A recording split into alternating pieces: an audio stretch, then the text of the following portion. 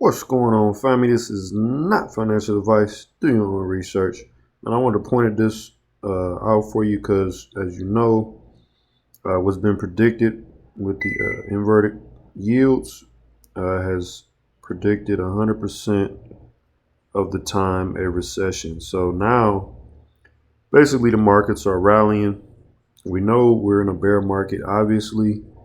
We've been in almost 7 months of downturn in this market. So, as you know, the GDP numbers, the CPI numbers, everything is negative at this moment. The supply chain is slowing, and there were talks of a recession within the next year to two. So now we go from that to this. I find this very interesting.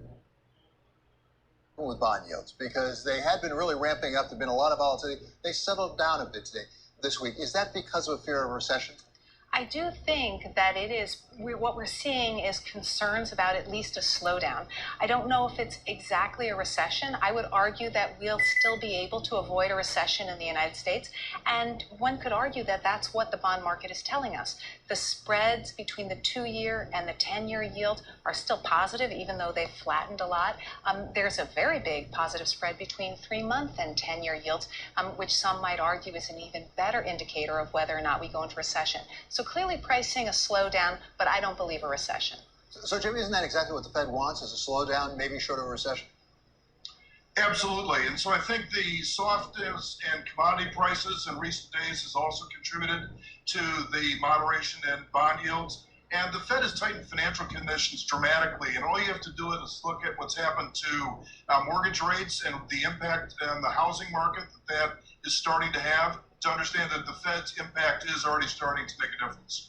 Well, I wonder, Christina, we got University of Michigan consumer sentiment numbers out on Friday, and they came off a little bit, actually, on the longer term 5 to 10-year expectations of inflation. Are we starting to see some effect of the Fed, do you think? I do think we are. I mean, but we're also just starting to see a reflection of some commodity prices, energy prices, easing a bit in the last several weeks. So I think that is reflected in it. I mean, Jay Powell even said in that FOMC press conference that there is a pretty strong correlation between energy prices, headline CPI essentially, and inflation expectations for consumers.